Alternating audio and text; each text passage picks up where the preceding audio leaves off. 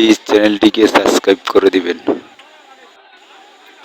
ভোলা বুরহানুদ্দিন হাওলাদার মার্কেটে মুসলিম মেয়ে এবং হিন্দু ছেলে অনৈতিক কাজে লিপ্ত থাকাকালীন এলাকার কিছু ছেলে দেখতে পায়।